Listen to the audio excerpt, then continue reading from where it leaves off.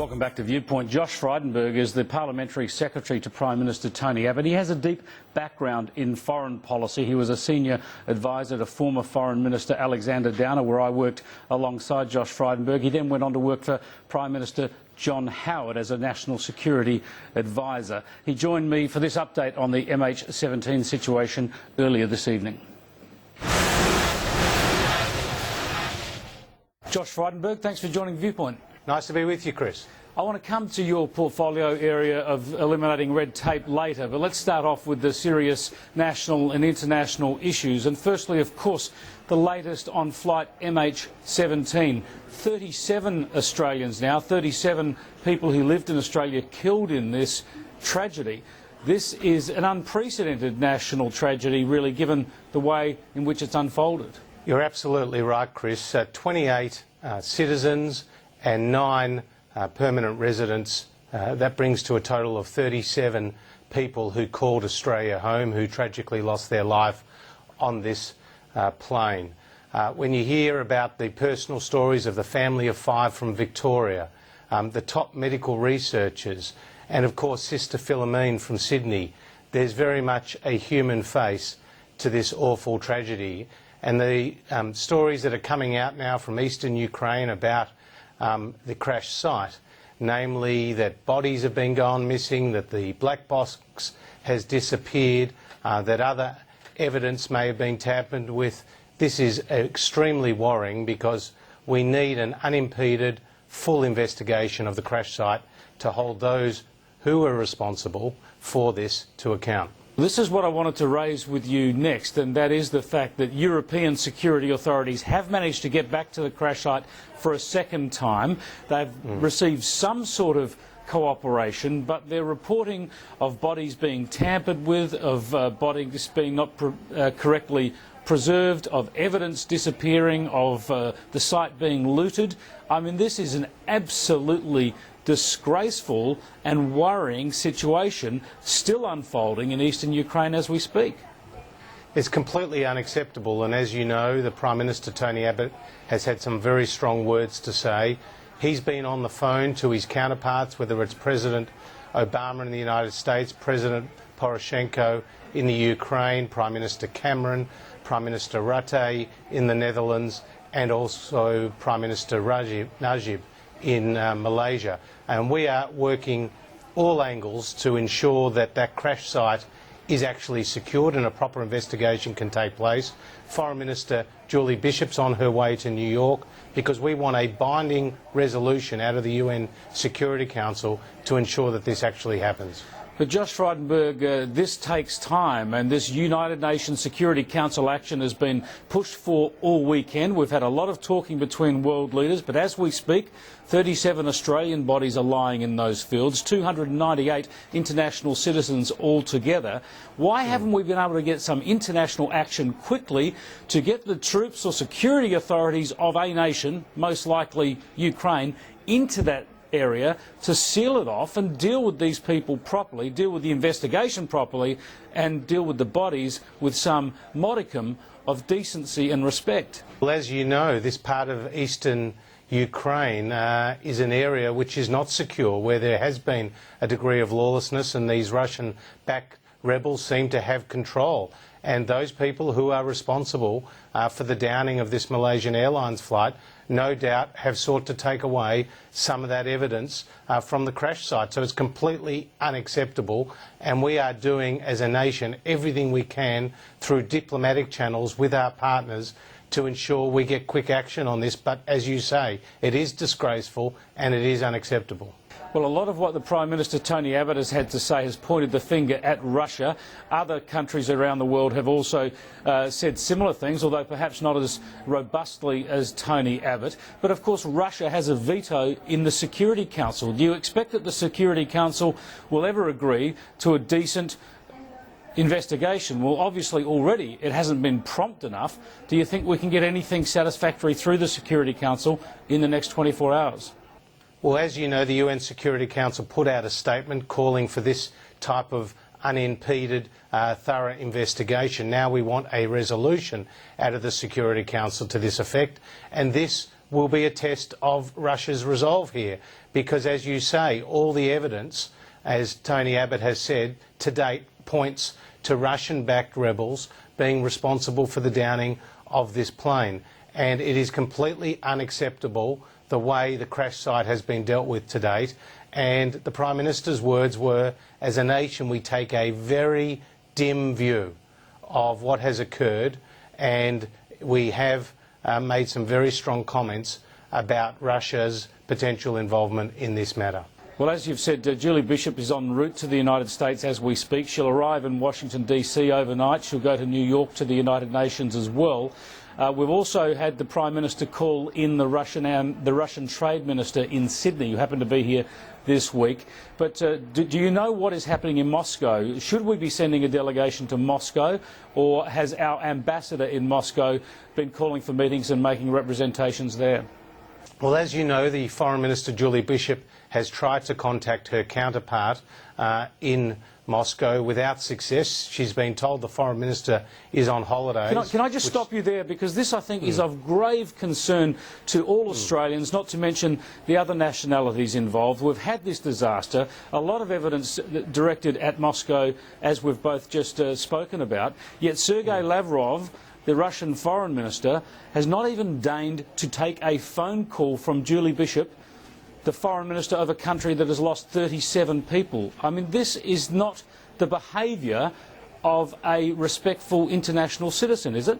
You're absolutely right. And, you know, we are making all attempts to contact the Russian government because we do think there's a case to answer here. And the initial response from the Russians was that it's the Ukrainian counterparts who were responsible for the downing of this plane, which is against all the evidence that we have to date. So this behaviour by Russia is unacceptable. I think it's not just a view that is held in Australia, it's a view that's being held across capitals right around the world. The problem with Vladimir Putin is that he is this ardent Russian nationalist. He's no Mikhail Gorbachev. He's more like a Nikita Khrushchev, and we know what Nikita Khrushchev did in 1962 when he pushed the world to the brink over the Cuban Missile Crisis.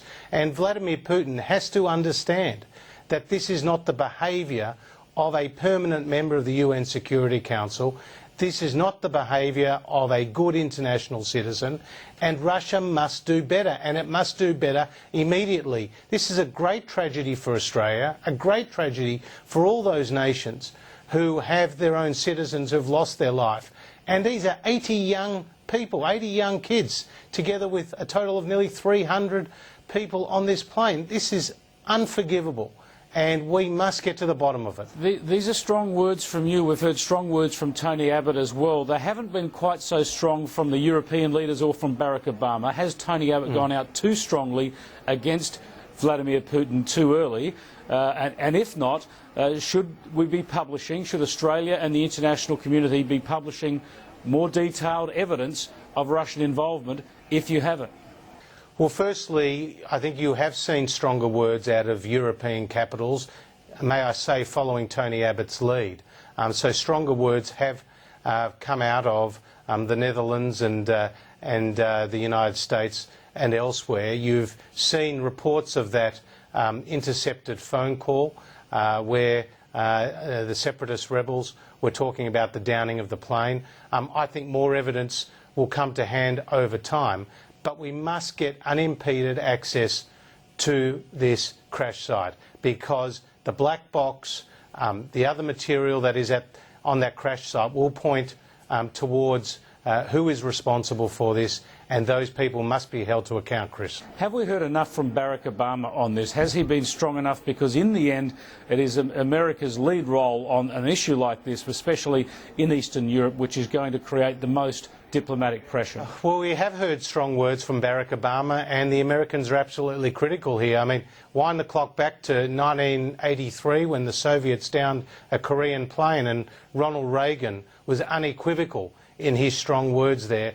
I believe Barack Obama will be equally strong in his language, but also in supporting all our efforts at the UN to try to get access to this crash site. If you'll excuse me putting it in these terms, but could I be so blunt as to ask the question that perhaps Vladimir Putin's luckiest break here was that there weren't 30 or 50 Americans on this flight?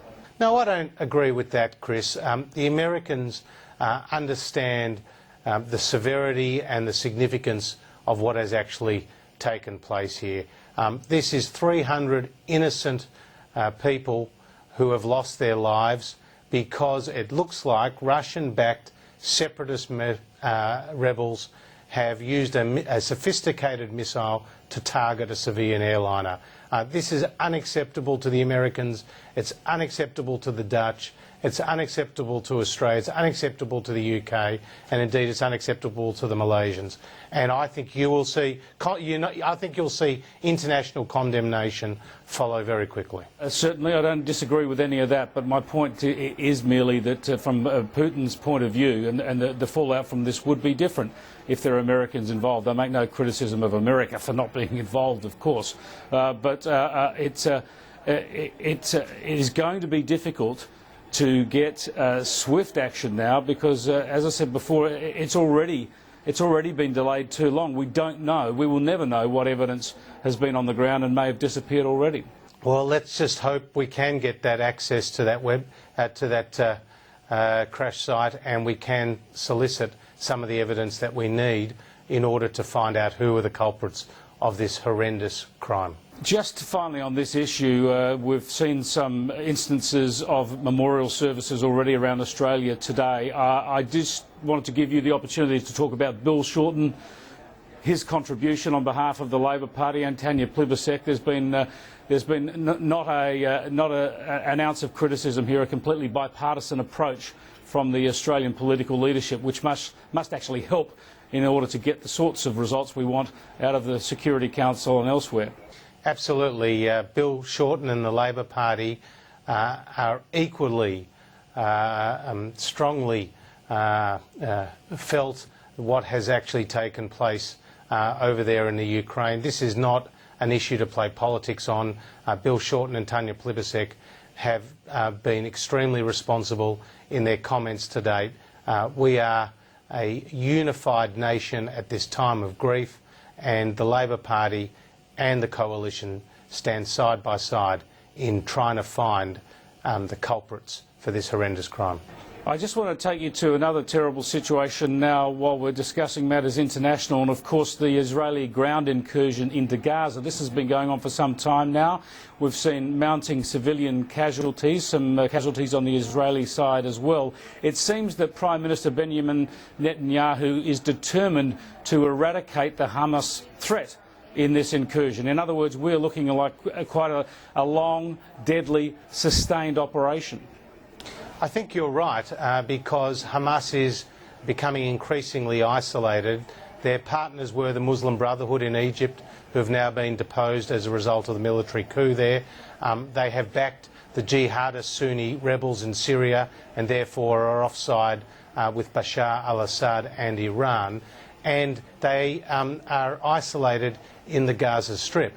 But you have to understand that Hamas is an organisation that is hell-bent on the destruction of Israel. It's in its constitution. And while Israel is using its missiles to defend its own citizens, Hamas is using its citizens to defend its missiles. And the United Nations Relief and Works Agency revealed just yesterday that 20 Hamas missiles were being stored in a local school in Gaza. We understand that dynamic, but nonetheless, tragically, innocent civilians are being killed, including children. Has the Australian government made any representations to the Israeli government registering any concern about the extent of the incursion or indeed the number of civilians being killed and wounded? Well, Chris, as you know, Julie Bishop has made a number of very considered public comments in this regard. She doesn't want to see any escalation, nor does Australia want to see any escalation in the violence. We have expressed our very deep regret at the loss of civilian life. We also understand that Israel needs to defend itself, and when hundreds, if not thousands, of rockets are coming from the Gaza Strip into Israel, disrupting daily life, taking Israel's citizens' lives, then Israel has to take action in response to that. Now, I ask you the question, Chris, or any of your viewers here in Australia. If Australia was facing a bombardment of rockets into its territory on a daily basis, what would it do in response? It couldn't turn away from that threat. It would have to deal with that threat. And those tunnels in which they are smuggling arms and smuggling fighters into Israeli territory to commit atrocities on the Israeli side, these are a great threat to Israel, and Israel has to take the necessary action. But of course, civilian loss of life is a tragedy on both sides. Josh Frydenberg, worrying times, disturbing times. Thanks for joining us tonight. Given those issues, we've run out of time. I can't really talk to you about the red tape elimination. I'd love to have you back on Viewpoint sometime soon to talk about those issues. I look forward to doing that. Thanks, Chris. There you go, Josh Frydenberg bringing us up to date with the Australian government's efforts to try and get some sort of decent investigation and resolution recovery program in eastern Ukraine. It's a time like this when you just feel so isolated. Most Australian citizens now looking on this, feeling for the families, wanting this sorted out. You feel isolated and impotent to get this sort of action, the sort of action that would have been second nature in many countries around the world to get that recovery process in straight away. Here we are 3 days later, frustratingly, looking at these sorts of delays held up by belligerent nations and slow diplomacy. We'll be back in a moment after the break with our panel to look at this and national domestic political issues in the new post-carbon tax world.